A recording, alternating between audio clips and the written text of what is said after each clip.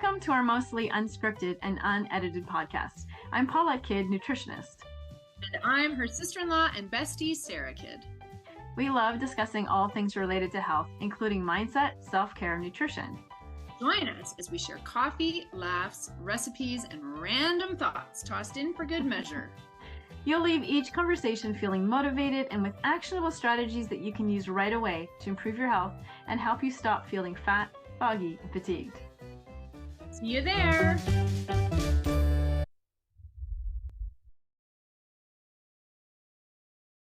I'm just recording everything now. Okay, I'm listening. Okay. It actually, I'll be louder if you cup your hands. Okay. Yeah, it's like a deer's ears. Okay. Okay. Anyway, so I look at the carbohydrates on the box that said froths like a dream, and it was like 18 grams of carbs or something like that. I was like, oh, that's too bad, shucks. And then I was at Foodland, and I'm always excited if I see something new and different at Foodland because it's so easy to see something new and different because there's not that much stuff. And they had Silk brand oat milk next to cashew milk and the almond milk. And I was like, and it was unsweetened and it was in the refrigerated section. And I was like, oh, just out of curiosity, I wonder what the carbs are. And it was 8 grams, 7 net grams. And I was like, oh, so maybe the one in the Tetra Pak that I looked at, maybe it was sweetened or something. Yeah, maybe. Well, so that was a pleasant surprise. So then I compared it with 2% milk, and it's almost half the carbs as the same amount of 2% milk. Wow. So impressive. So 7 net grams for the oat, 13 grams for the 2%, and the oat milk is delicious. Like it does froth like a dream. It froths almost the same as cow's milk, if not the same. Yeah. And it has a really nice flavor, and it is creamier. All right. So that's what you're drinking right now? So this is a brown sugar bourbon latte. Oh, I love that brown sugar bourbon tea. It's so good. Okay, I gotta try that. I have the tea, so I need to get the cashew milk.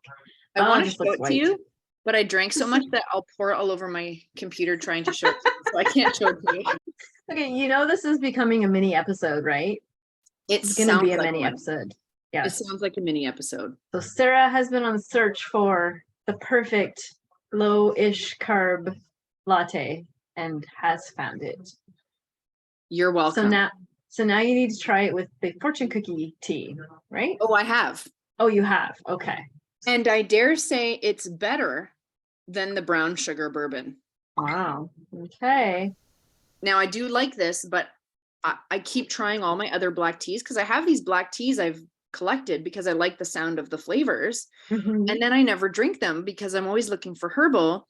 But I got to tell you, I like pu'erh tea. Now it's like Huga. I don't know if I'm saying it right. Pu'erh?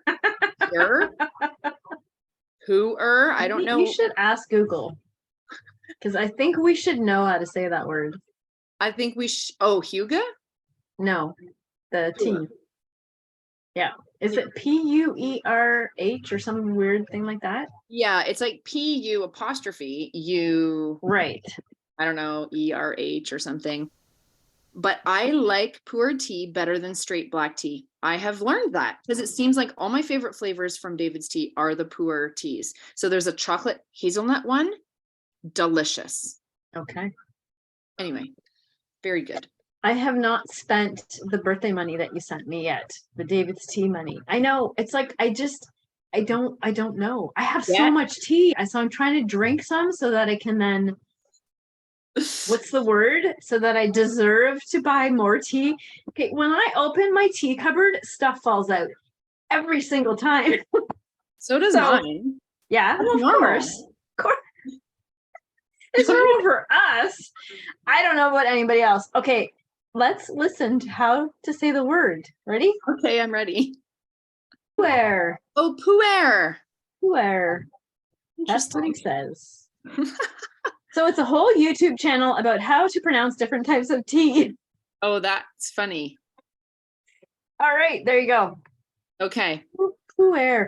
That sounds kind of like, I don't know, French or something. Like an airline, pu'erh. Yeah.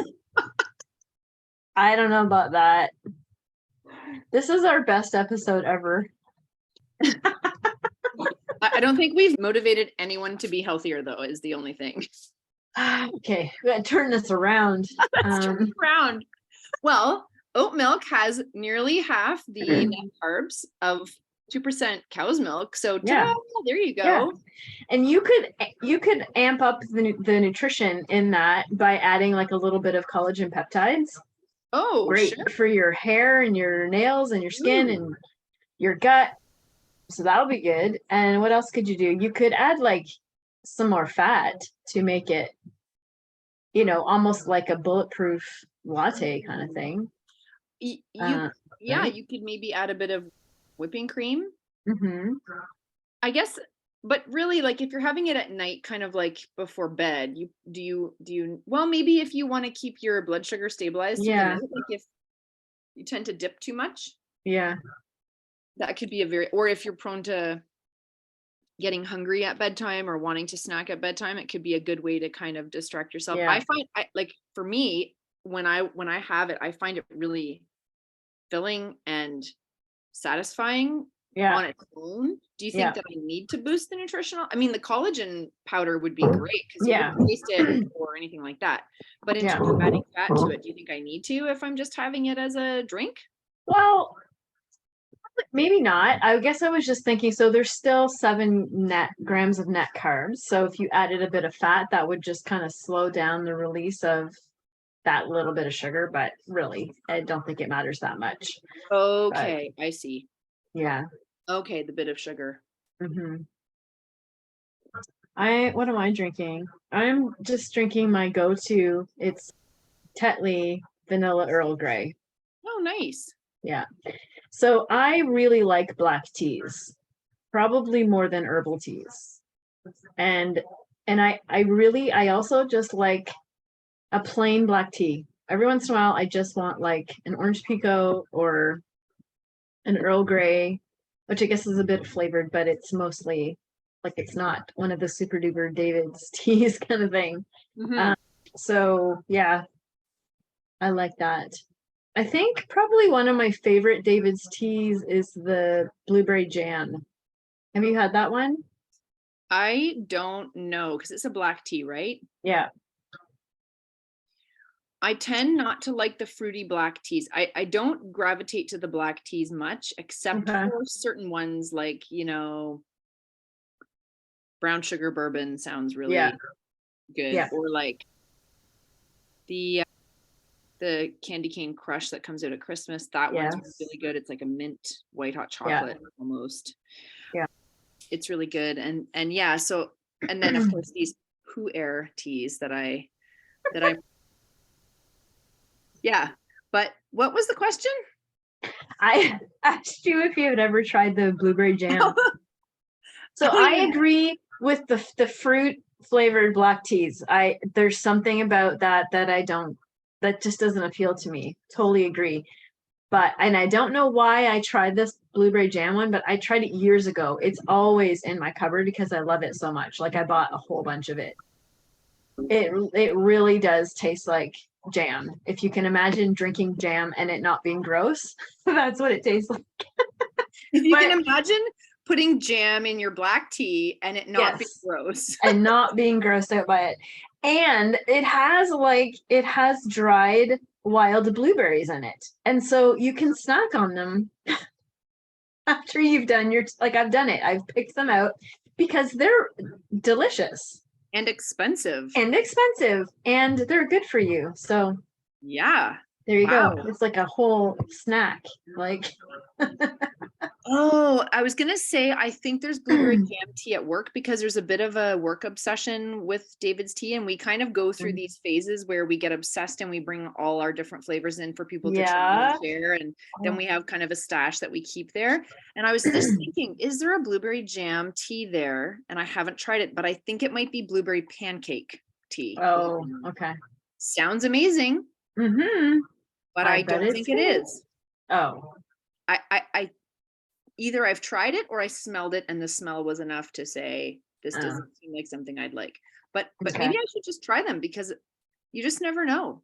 You like never that know. fortune cookie one, who would have thought to make a tea that tastes like a fortune cookie? And of all the cookies in the world, that's kind of a boring one in terms of it's just one flavor and you know, it's kind of, it's just the means to the end.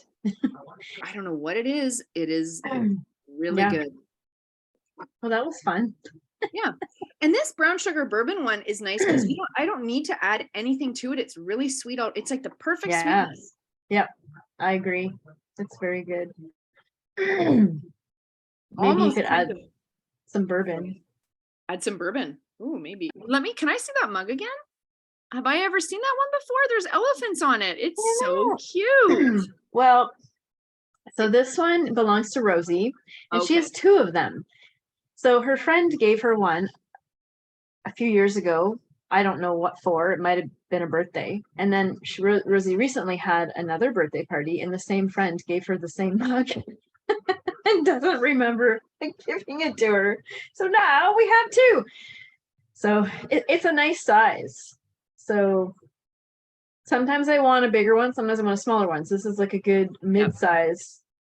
The mid-size line of. That's the mid-size. I had to go through my mug cupboard and take out about half of them because I couldn't shut the door anymore. Yeah. Kind of like my tea thing. So it's not just my mugs that are taking up all the space, but if no one is using their mugs, I took them out. I'll just put them in the basement and we'll cycle them out and change them up. But so now I can shut the door. Yeah, I have a rule with mugs now that if I bring home more mugs, I have to make room for the mugs. And I'm at the point where I don't want to get rid of any of my mugs. Oh. I have some favorite mugs. Yeah, so you're going to have to put some in storage and then surprise yourself later. And, I still have these. And then switch them out. Yeah, that's a good idea. If I can find storage. One thing, I do that with Christmas mugs. I store them now because they take up a lot of room and they're a fun surprise every Christmas. It's like, these mugs.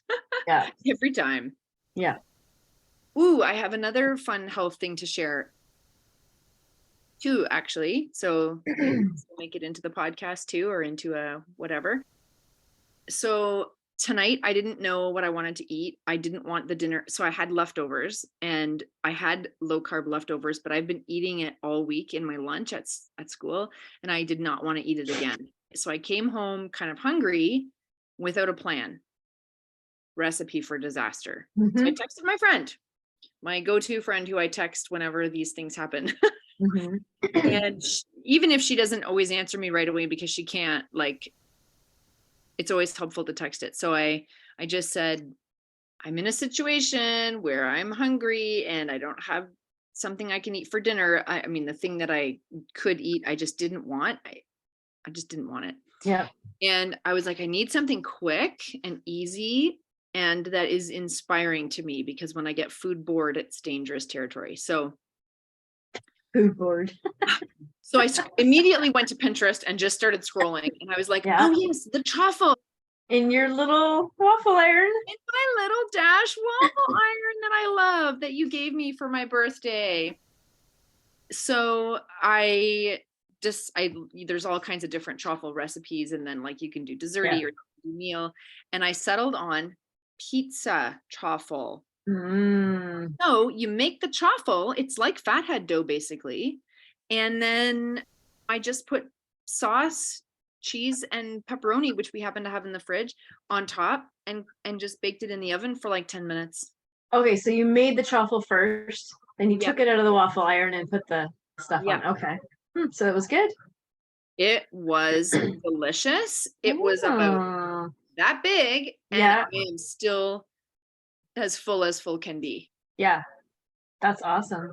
And so one of the things that we do for an easy supper night is we get naan bread and then the kids make their own pizzas. And then the fun part is that we can put whatever toppings we want and it's easy and fast and they can make it themselves. So it's a great we don't know what to have, or we don't have time to cook a meal now, instead of like grabbing takeout from town and bringing that home cold, and good for us.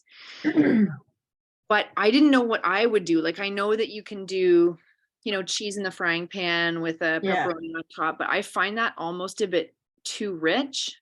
Yes, it really is. And I know it's not it's not really less rich to do a chaffle and then put that stuff on top, but somehow it is a little bit less rich. It's a little bit more, feels like a pizza. And I don't know why I never thought of that before, because to make fathead dough is pretty time consuming, and I've done it, but it's not an easy, quick solution. No. So this chaffle is like an easy, quick solution. All right, I'm going to try that. I just love using that little Dash waffle maker. It's just so cute. Mine is red, is my favorite color, and I just, every time I open my cupboard and I see it, I just smile. Like, it's just so cute. You gave me the red one, and my favorite one is the turquoise one, but the red one matches the kitchen. And it matches my Soda Stream, and that's very cute. Yeah, that's funny that I didn't remember giving you the red one. I had turquoise in my mind. It's like a pale, if you want to call it turquoise, I don't even know, but that's what I had in my mind. Yeah, so I thought I gave you that one, kind of like your mug, maybe a little lighter. Yeah. So I tried a new recipe-ish, not really a recipe, but I've been craving lasagna, and I love that lasagna recipe that's in my collection there that uses that fathead dough to make the noodles, right? It's delicious, but it is time consuming because you have to make the noodles ahead of time and make the sauce ahead of time and all of that. And one of our group members mentioned she lives in the States, and she's able to get these wraps, like tortillas, that they're called Egg Life. So they're egg white. I don't know what else is in them, but they're fairly simple. So she used those as lasagna noodles. Like, I don't think it was her idea. I think somebody else does that. I think maybe even the company has a recipe like that on their website. Anyway, so I thought, well, what can I use? I can't get those wraps. So I have the Keto wraps, like the brand. I don't know if the brand is called Keto, but it says that on the, you can get them at Walmart or whatever. So I had some, and so I used that and just made my lasagna as I would normally, and it was delicious. So easy. So yeah. That just gave me an idea, actually, because a long time ago, I think in a craft magazine of all things. Do you remember the craft magazine? Yes.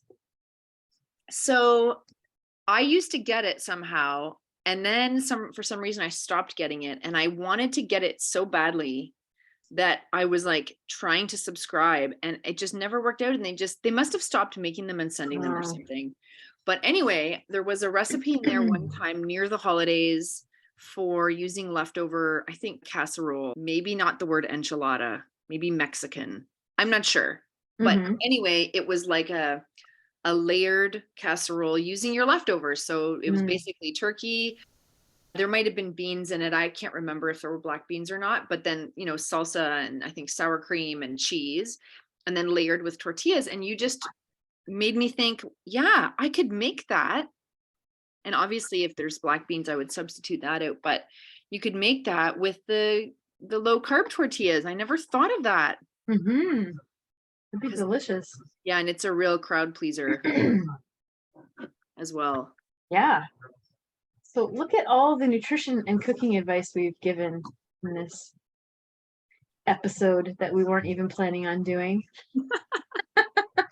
Yep. Oh, and well, you know, I finished my 30-day yoga journey, and I love the word journey. I keep saying that, but I love it because the journey's not over. Right. It's just begun. Right. So are you doing it again? Well, she has been doing this for at least 8 years, I feel like. And like maybe this was the 8th year. And so I did this year's kind of as it was being released, but there are 7 or 8 back years that you can go back and do. Not to mention there's standalone and like little mini series of ones that kind of go together. Yeah.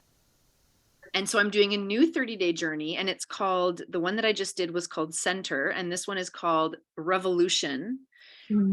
And it's amazing because it's completely different.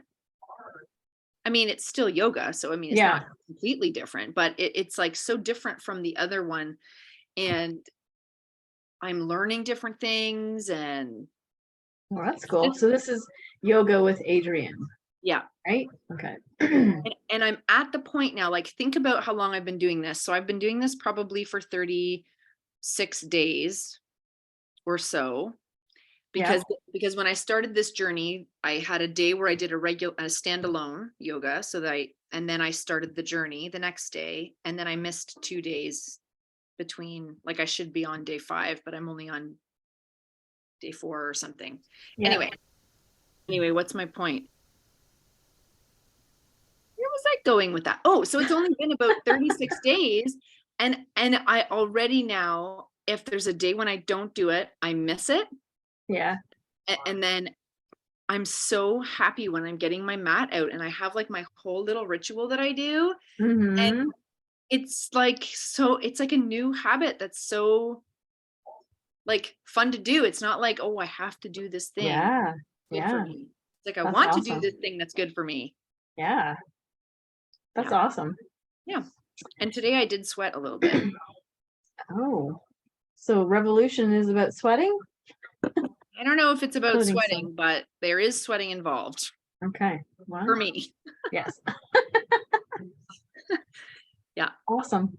Yes. Good. Oh, are you at the end of your tea? Yeah, it's all gone and over. Mine too. All right. Well, I don't know. Should I do a little mindset thing? Oh, yeah. We were supposed to do. Yeah, do a mindset. Look, I brought my books, my homework. Oh, that reminds me. I want something else I want to show you. Okay. So I've decided that I actually have a bit of an addiction to journals. Whether they are blank, you too? That doesn't surprise me. Whether they are blank or guided, or like I have this gold planner, but it's essentially like a journal thing too. And I have this one, which I really loved. This is from Elizabeth Bennett from Primal Potential. Oh. I thought you were going to say from Pride and Prejudice. Oh, no. Isn't there an Elizabeth Bennett in Pride and Prejudice? I don't know. It sounds like a Pride and Prejudice name. But the recent one that I found is called the Big Life Journal. Have you heard of this one? Yes, I think. So it just kept coming across my either Instagram or Facebook page. So I would look at it. And so I finally just broke down and got it. And I love it. And so it's like a guided journal, but it's really a lot about like personal development. So it's not just like answering questions. It's like talking about different types of mindset and where, like, what your tendencies are and various things like that. So I just got it today, but I also ordered the one for teens because I thought it would be neat to use with my kids, but also I'm going to be teaching this personal wellness course to some high school kids. And I thought this would be great just for ideas. So I really love it. Like, it's very visually, I don't even know if you can see, but it's just very visually appealing. It's just got, I don't know. It's just, so there's like a little bit of writing. It's not like a ton of writing. It's not this overwhelming thing. Did you have something to say? Yes. My hand is up. Okay. Did I buy that journal for Charlotte? Did you? Yes, I did. One? Does she like it? I don't know. Oh, okay. A couple of years ago, but okay. Yeah, bought that great. Exact journal and didn't know there was one for adults. Yeah, they have a few different ones.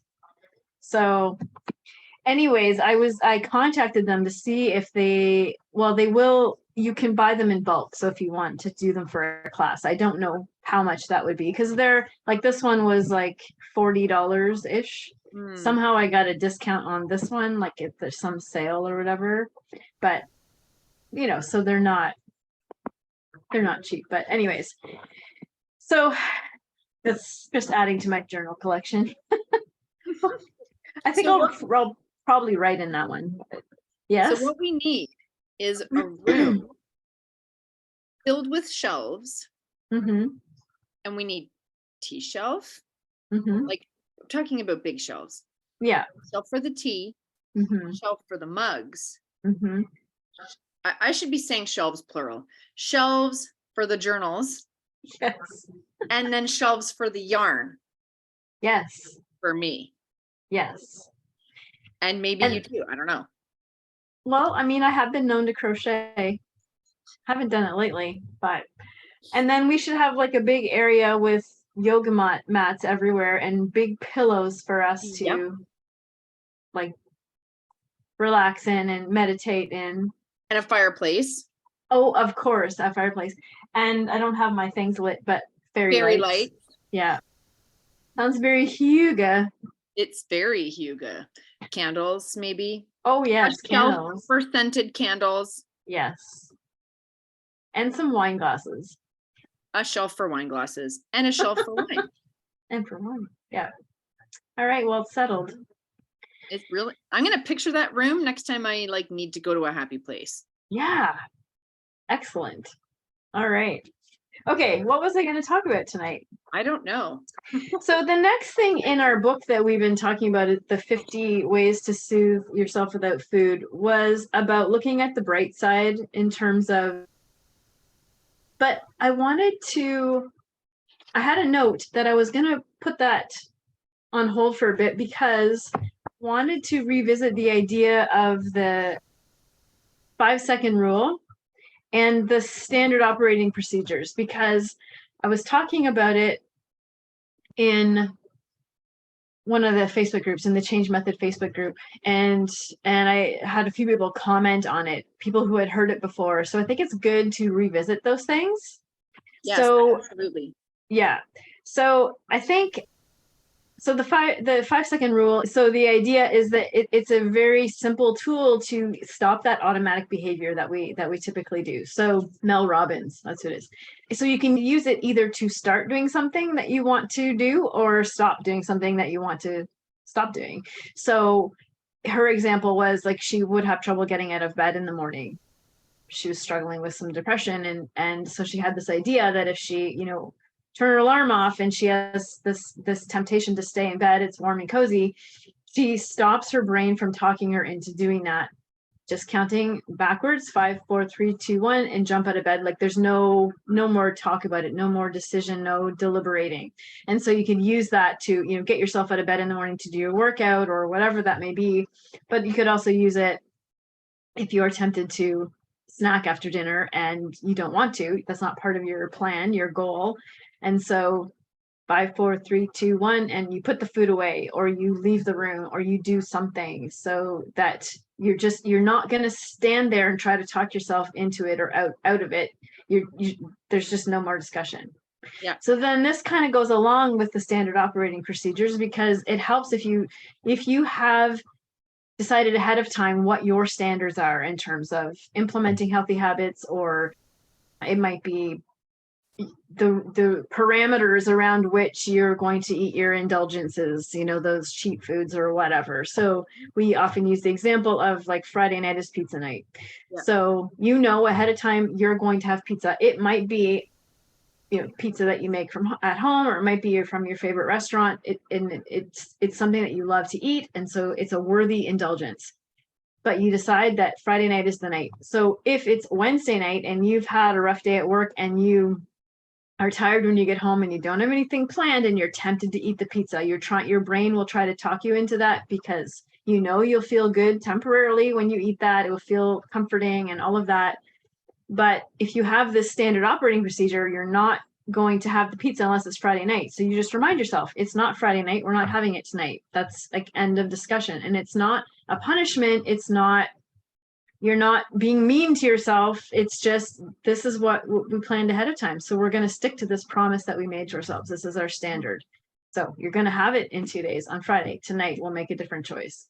So it kind of goes along. You could use that 5-second rule in conjunction with that to help you maintain those standard operating procedures. That sounds very formal, doesn't it? But I like it. Yeah. I love the standard operating procedures. Mm-hmm. At first I didn't like them because they sounded like rules and regulations. And it's funny because whenever we talk about these things, I can always relate it back to my job as a teacher. And when you said, it's not a punishment to say no to having pizza on the Wednesday, it's not part of your plan. So it made me think, it's not punishment, it's parameters, right? It's like, these are the parameters I set for myself that I know are good for me and that help me to be successful. So I need to stick to those because it helps me. And it's not a punishment. I'm helping myself. And I often say that to Charlotte, my oldest. She often feels like some of these expectations, are punishments, or that, if I'm letting her know about potential consequences that will result from choices, she feels that they sound like threats, and it's like, no, I'm not threatening you. I'm helping you to plan for what's coming, depending on what you choose. And anyway, yeah, so I like that. It's not punishment, it's parameters. Yeah. I like that word. I don't like the word rule. That just sounds too restrictive. And if you're like me and like to be a rule breaker, it's just all that more tempting to give in, I guess, right? Or go against what you have decided ahead of time. So so that's definitely worth revisiting. And so if whoever's watching this, whether it's our clients in our program, or if we do turn this into a podcast episode, that, if you haven't done that yet, just choose something that you want to, a habit that you want to instill, or however you want to look at it, and decide ahead of time what that's going to look. So another example would be if you are somebody who wants to start working out regularly. It's not something that you do regularly. So you decide ahead of time, I'm going to do a 15-minute workout 3 times a week. So I'll do it on Monday, Wednesday, Friday. So that's what you've decided. And it's helpful also to decide what time of day you're going to do it. So make sure that you fit that in, because if you decide to do it in the evening and the evening comes and something happens and your day is disrupted, it's just too easy to quit, right? Or say, oh, well, I'm just too busy. So decide ahead of time.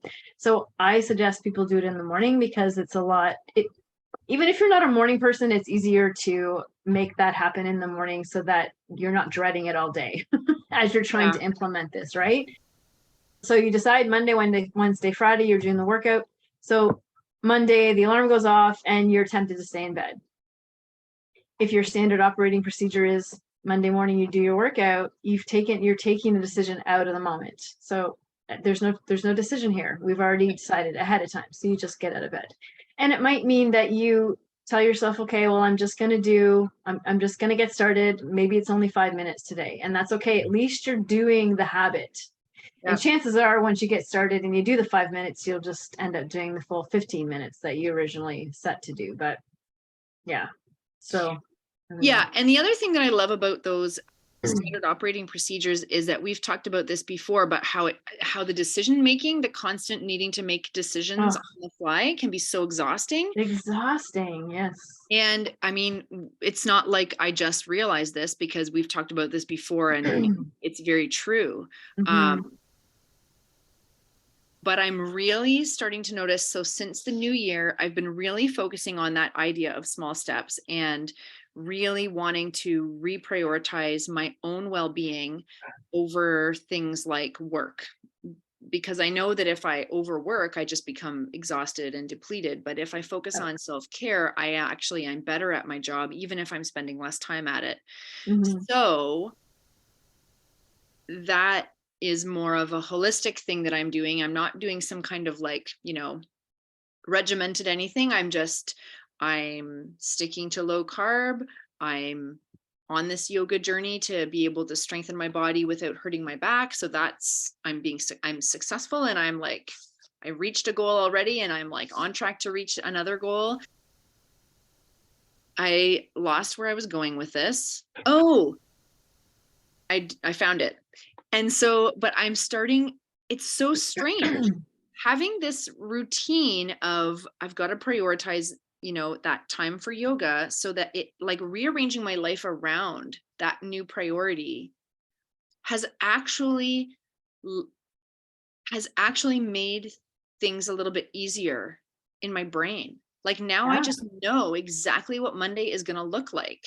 Yeah. And I'm starting to notice that I'm enjoying my Mondays because there's all these little rituals that I'm doing every Monday. And so there's nothing about Mondays in particular, except that that's just a day that's very much the same every week. And I'm really finding that I like it, and it feels comforting to know that I'm going to come home.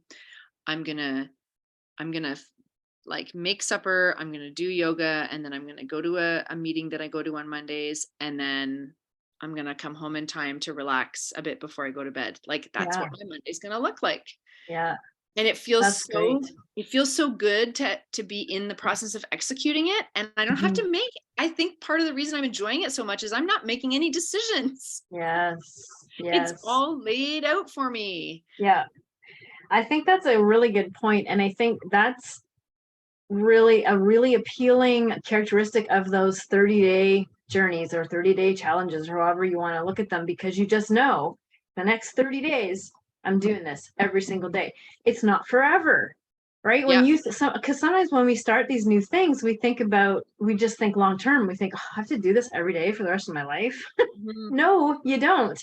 Nothing has to be all or nothing or forever, right? This is what you're going to do right now. So if anything that you want to implement in your life, if you just do a short-term trial and just get it instilled in your day and see how it goes. Like, it's your life, you can change it.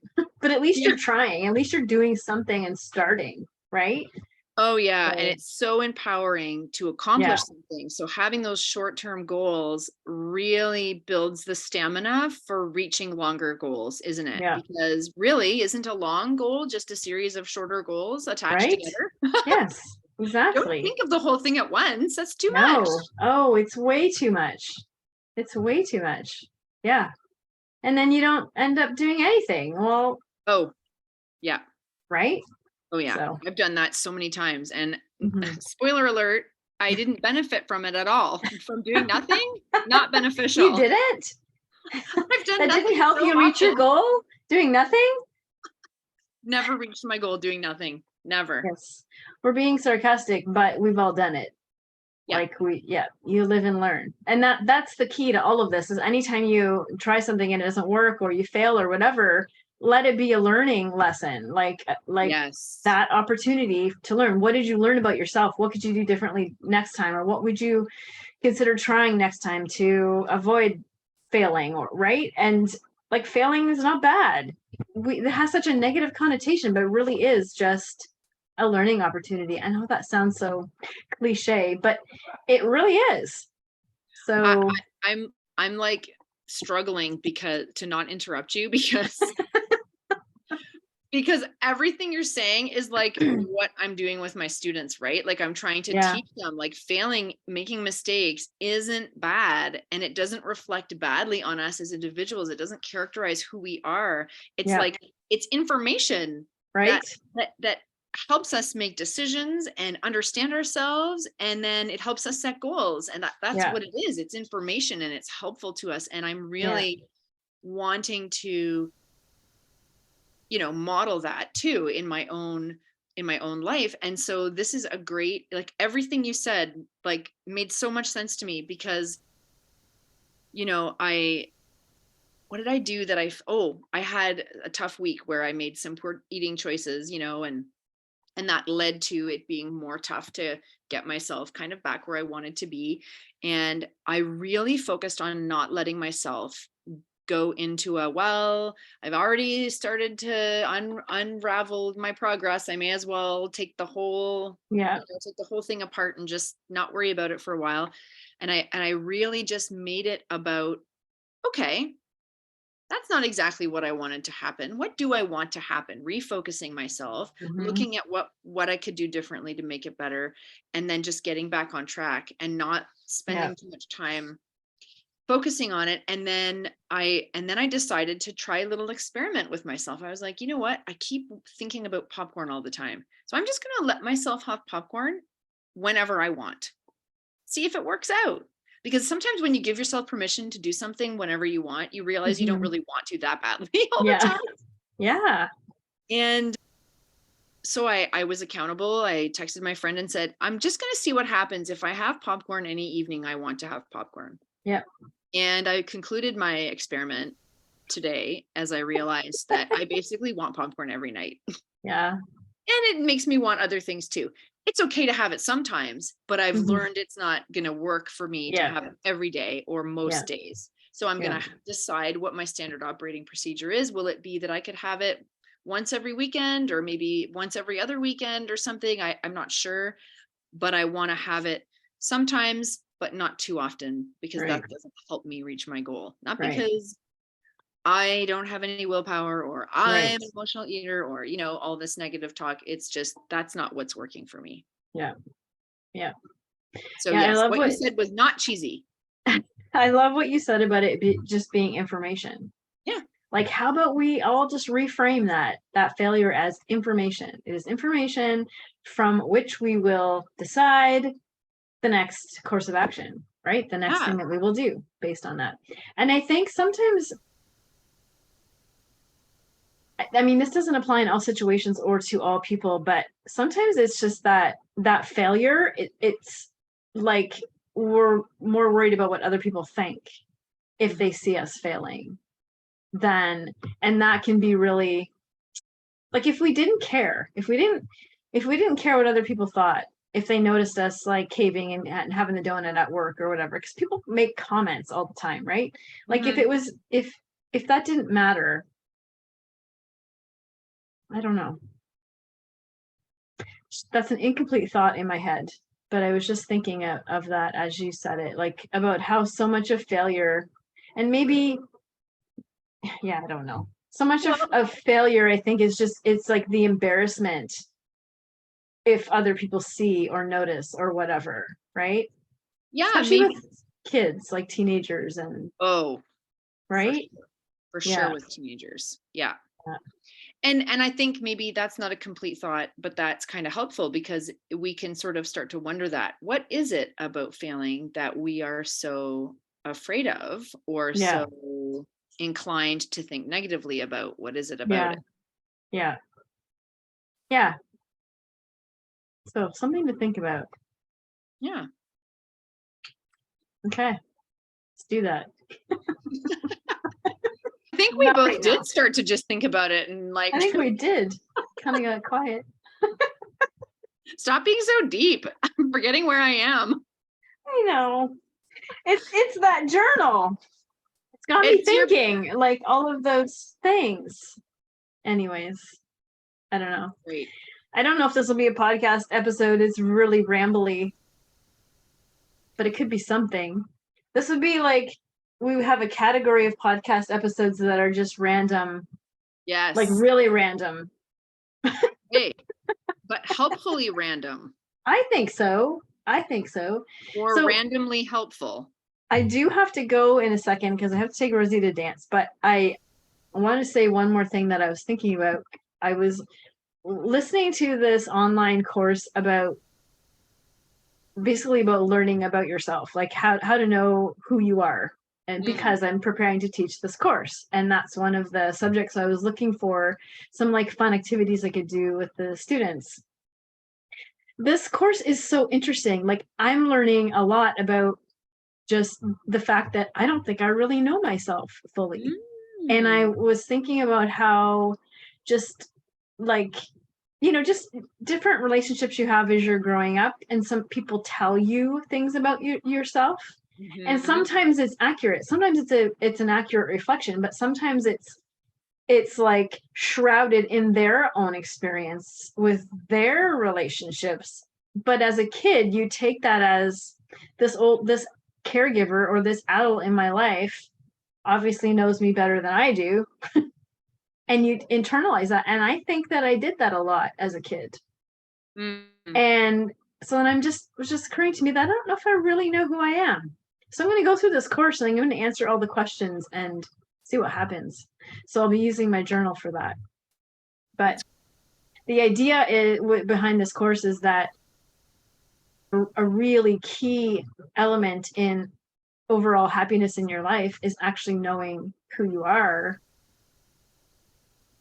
Because if you don't if you're not firm in that, if you're not don't have a concrete idea of your values, of your beliefs and whatever, it's too easy to fall prey to worrying what other people think, which is what we're talking about. So yeah, it's interesting. Anyways, it may tie into this nutrition stuff eventually, but it's just all part of the inner workings of my brain. Yes, I think it definitely will tie in into this. Yeah, I'm excited to see what comes out of all that. Yeah. Well, it's very interesting what I've heard so far. The course is like, it's essentially like a 2-hour course, multiple videos and that kind of thing. So it'd be the kind of thing you could listen to a couple of times easily, because there's a lot of information there are some worksheets and stuff too, which is good. So then it's Udemy. I don't know if you know that, Udemy. So they have a bunch of free courses and then they have a bunch of paid courses. I just discovered it yesterday as I was searching for activities. So I'm just gonna see what they have. But anyways. Okay. Neat. I wrote it down. Okay. All right. Well, I should go. This was fun. Yes. Good to talk to you. You too.